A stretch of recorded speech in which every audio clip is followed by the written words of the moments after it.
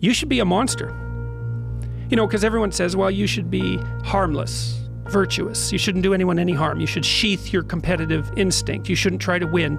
You know, you don't want to be too aggressive. You don't want to be too assertive. You want to take a back seat and all of that. It's like, no, wrong.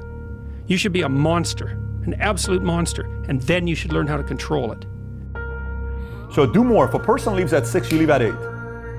If a person makes 100 calls a day, you make 200 calls a day. If a person makes 50 contacts a day, you make 75.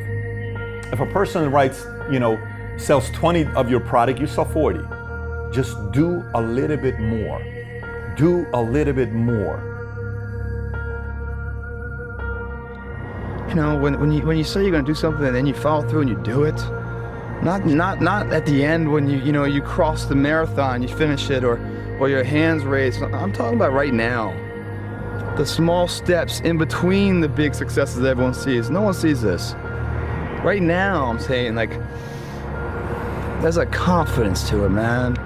There's a bad motherfucker that's right here, that's getting ahead of the competition. There's an overwhelming sense of fulfillment and pride and satisfaction with that.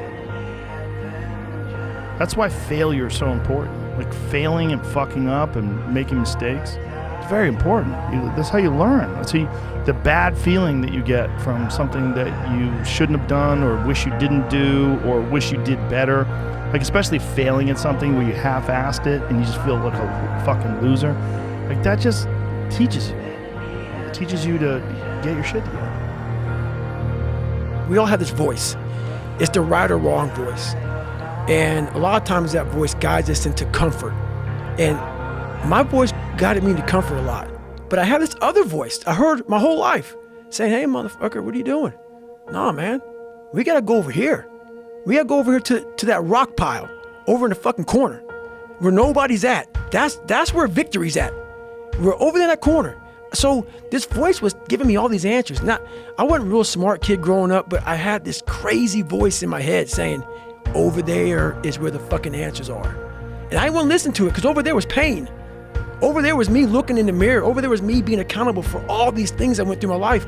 Even though people put them on me, it's now mine to own. And I didn't want to go over there by myself, but I had to. And this voice was guiding me there. It's God, whatever you want to call it. But that's what it was in me. Let's say a person is starting a business. Think to yourself, why would they quit? Why do so many people quit when they start a business?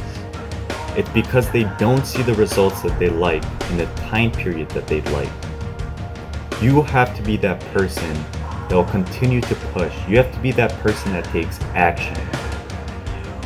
I believe in you, but you have to keep on pushing and take that first step.